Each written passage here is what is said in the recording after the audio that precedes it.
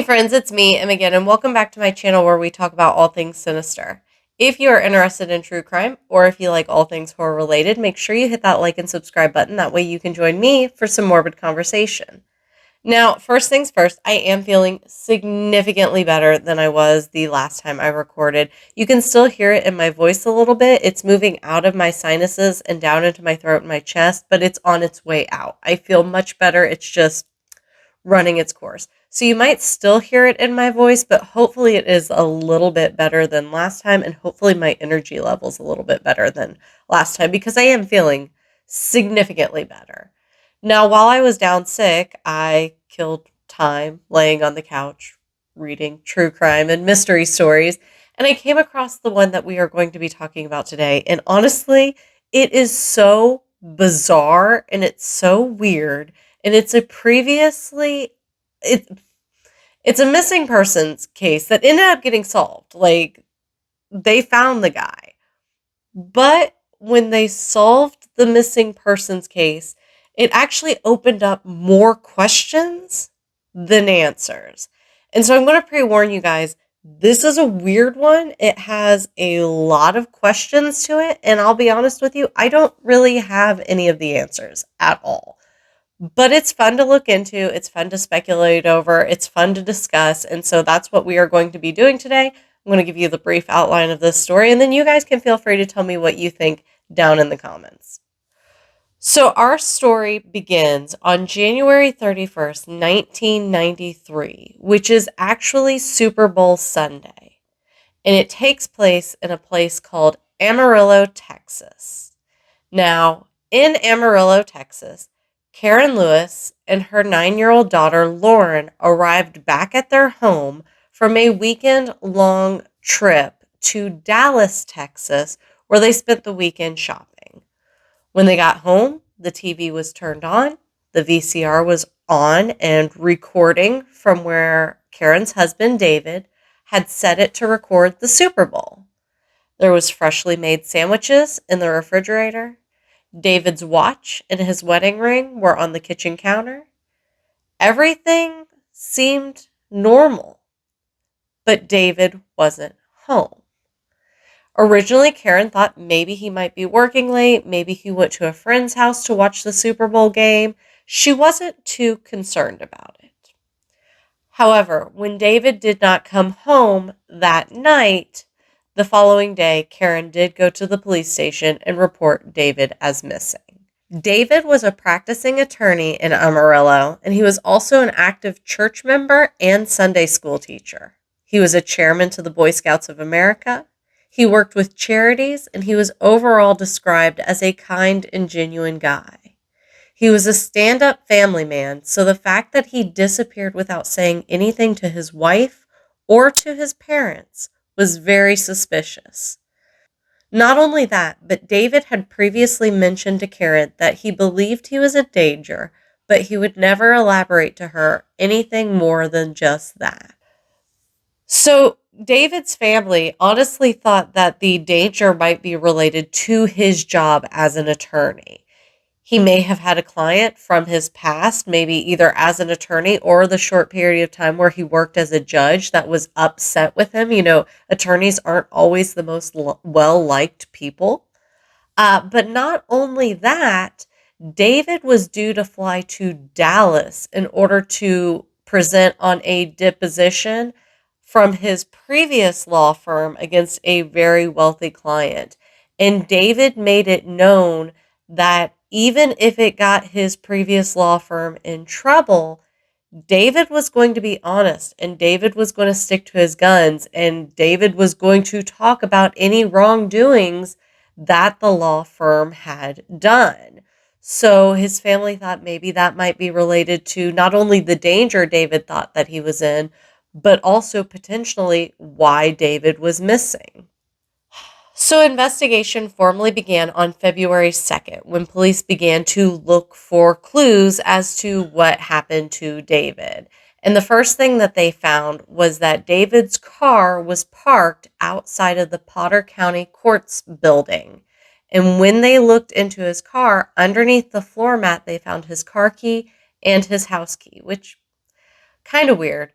They also found in his car his wallet that had his ID and all his credit cards and his checkbook, which his wife commented that that wasn't so bizarre. Apparently, David was known for leaving his wallet with all his stuff in it in this one particular part in the car. So it wasn't so bizarre that it was there because he was known to take it off of him. But it's worth noting that he does, wherever he does not have his wallet with his checkbook, his credit cards, his ID. None of that is on him. So far we know that David does not have his wedding ring, his watch, his wallet with his ID, credit cards, or checkbook in it. Other than that, it seems like nothing of his is missing from the home. It doesn't look like he packed anything to take with him.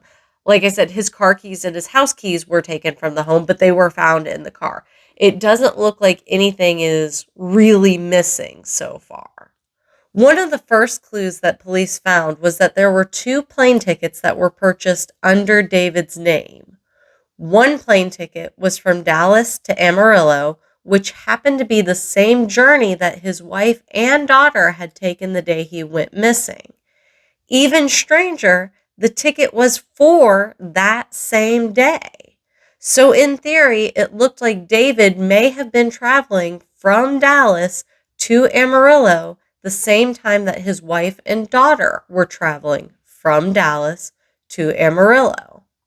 The second plane ticket was purchased the following day, and it was from Los Angeles International Airport to Dallas. Now, we don't know if these plane tickets were used or if they were used by David. In fact, we don't even know if it was David who purchased these plane tickets. It was purchased under the name David Lewis, but you have to keep in mind, this is 1993. This is pre 9/11 airport security. It wasn't as big of a deal to travel through an airport as it is nowadays. You know what I mean? So we have no actual confirmation that these tickets were purchased or used by him. It's just a step in the direction of maybe they were purchased and maybe they were used by him. But let's pretend like David did purchase these tickets and he did have the intention of using these tickets. It doesn't answer any of our questions as far as where he is. It just opens more questions. Why did he go to Dallas? What was his intention of going to Dallas without telling his wife and daughter who were in Dallas and traveling back home from Dallas to Amarillo the same time that he was? It's 5 hours away. Why would he not just go with his family? Was it a spur of the moment thing? And if it was, why did he not find a way to contact his wife and let her know? And then why buy a ticket from Los Angeles to Dallas? How was he going to get to Los Angeles? And why was he going to get to Los Angeles? His wife knew nothing about any of these plans. It just seems really bizarre. We have no idea why these plane tickets were purchased, or like I said, if they're even related to what happened to him. Also, you have to remember, if he had intended to do all this flying and all this traveling, he does not have his wallet on him, meaning he does not have his ID to rent a car. He does not have any of his credit cards. So even if he had intentions of going to LA to fly back to Dallas, how is he going to get there and function there without his wallet with his ID and his credit cards and checkbook? It doesn't make sense. And this whole thing doesn't make sense, but that's where we're at as of right now. This is a rough timeline of events that we can put into place that either definitively occurred or allegedly occurred that kind of fit in, but it still doesn't answer any questions. So we will start with Thursday. Thursday is actually the day that Karen and Lauren left to go to Dallas for their weekend-long shopping trip in Dallas. David also leaves work early on Thursday, and he leaves work early telling his colleagues that he does not feel well. He ends up feeling better, or presumably feels better, because he does go out later that night. He does get gas that night. We know that from his credit card receipts. And he also has a night class that he teaches. And he went to that night class and he taught at that night class. And that class typically ended around 10 o'clock. On Friday, a church member allegedly saw someone that they swore was David running frantically through the airport in Amarillo without any luggage. That's not confirmed, but the person went to church with David. Like I said, David was a well-known member in the church. He taught Sunday school. So they're pretty confident that that was David that they saw running through the airport. On Saturday, a $5,000 deposit was made into the Lewis's joint bank account, and we don't know who made that deposit. There is no name tied to the deposit. We don't know that it wasn't David, but we don't know that it was. It was just deposited into their account. Again, this is 1993. Security was much more lax back then, I guess. But I mean, if somebody wants to put $5,000 in my bank account, you don't have to tell me, just do it. I mean, but it just seems it's a weird thing to note. Also on Saturday, neighbors said that they did see David's car at his home. So, according to neighbors, he was still home on Saturday. Now, Sunday is the day that his wife and his daughters come home, Super Bowl Sunday. We, as a community, people who have looked into this case, seems to agree that he was likely home at least part of the day Sunday. The VCR was recording, and a lot of people seem to think, and I'm kind of in this camp, that you have to start the VCR. You know what I mean? Like they did have VCRs that you could pre-program, and I guess he could have left the TV on all day and all night to record, but it just seems more likely that he was there to start the VCR recording. Maybe that's just a hunch of mine, but maybe not. Also, the fact that his wife commented that the sandwiches looked to be freshly made, I don't know how you can tell if a sandwich is freshly made. Maybe there was mustard on the bread and the bread wasn't soggy yet. I don't know. But she seems to think that the sandwiches were freshly made. So she seems to think that he was there not that long ago. Also on that Sunday, a sheriff's deputy says that they saw someone across the street from the courts building that looked like David. That's alleged. That's not a definitive thing, but this is just something that somebody had seen and had commented that they seen. On Monday, a cab driver in Dallas said that they drove a man who matched the physical description of David from a hotel to the international airport there in Dallas, and said that he was kind of frantic and panicky and paying with wads of cash. Again, this is not definitive. Yes, it was David, but the cab driver came forward and said that it looked like the man that they were investigating, that they were looking into. So take that what you will. We're just putting it into the timeline to kind of figure something out. Well, like I said, we don't know anything, but we're going to try to figure something out. Unfortunately, police couldn't figure anything out. And other than what I have already told you, the evidence or lack of evidence in the home, the evidence or lack of evidence in his car that was found abandoned, and then all this hearsay of people seeing him at the airport, cab drivers giving him rides, nothing definitive. Police really didn't have anything. And police took the airplane tickets that were purchased in his name, and they said that this was a sign of a voluntarily missing person. And they In the home, there was no sign of a struggle. There was no sign of any sort of criminal activity or any sort of distress or anything. It just looked like David willingly walked out of his home and left. And since they had no other evidence, they closed the case and said that David had just chose to leave his family. In 2003, 10 years later, Pat Ditter, who was a detective in Washington state, was reading a newspaper article called Without a Trace. And this newspaper article was actually a series of articles, and it was about cold cases and missing persons reports and missing people.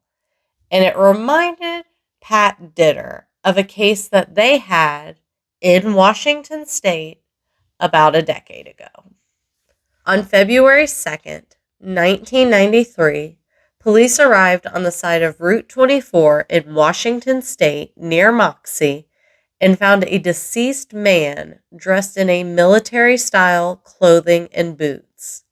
They believed him to be a victim of a hit and run.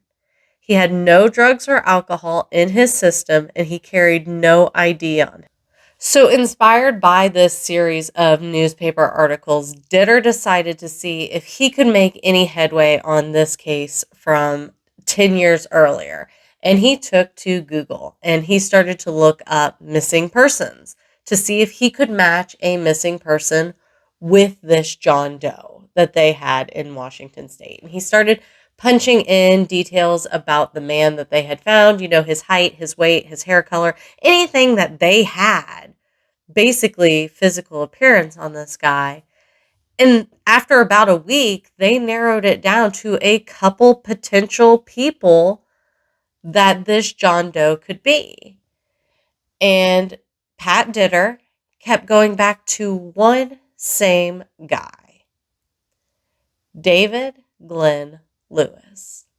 The only difference is their John Doe was not wearing glasses. He wasn't pictured with glasses. Witnesses did not see him walking in glasses because witnesses called it in before he was hit. He was just walking down the Route 24 and then he got hit by a car. And no one saw him in glasses. When he was pictured in the morgue, he wasn't wearing glasses. But Ditter just couldn't let it slide. It looked very much like David. And so he went to the evidence box from 10 years ago and pulled out the evidence box and went through it. And there were a pair of glasses. And not just any glasses, the same kind of glasses that David wore. So with this being said, Ditter would end up contacting the police in Amarillo, and he would send them a sample of DNA that they managed to get off of the boots that their John Doe was wearing on that night and send it to the police station in Amarillo. Once the police in Amarillo would receive the DNA, David's own mother, Esther, would supply her DNA to see if it would match the DNA sample that came in from Washington. So unbelievably, in October of 2004, 11 years after this whole ordeal happened, John Doe from Moxie, Washington, 1,600 miles from Amarillo, Texas, was positively identified as David Glenn Lewis. So the case is solved. The missing disappearance of David Glenn Lewis is solved. But we have no answers. Washington wasn't even on the list of places that we were thinking. There was no plane ticket under his name to Washington. There was no rental cars under his name to Washington. His car was left at home. Why was he in military fatigues? His wife had said that that is not the kind of clothing that he wears.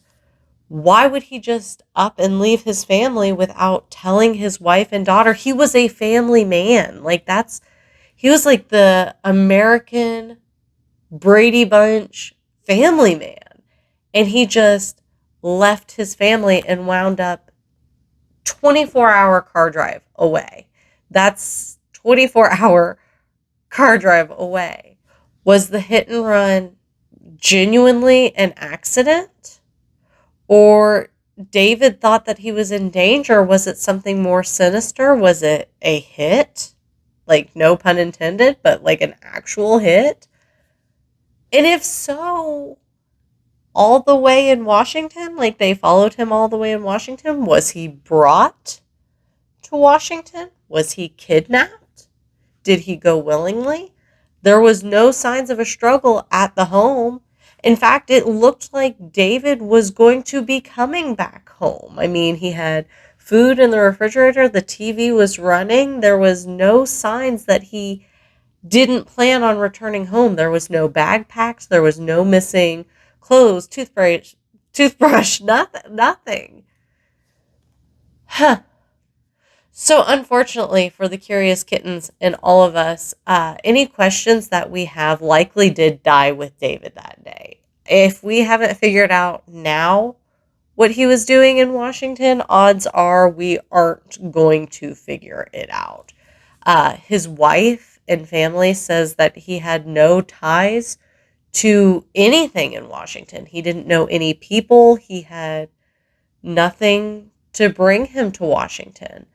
It's just really weird. It's just really weird. And how rapidly he traveled in such a brief window. Because, like I said, a lot of stuff you could take as like the cab driver. That's not a confirmed sighting of David. You know what I mean? It could have been him, but it's not.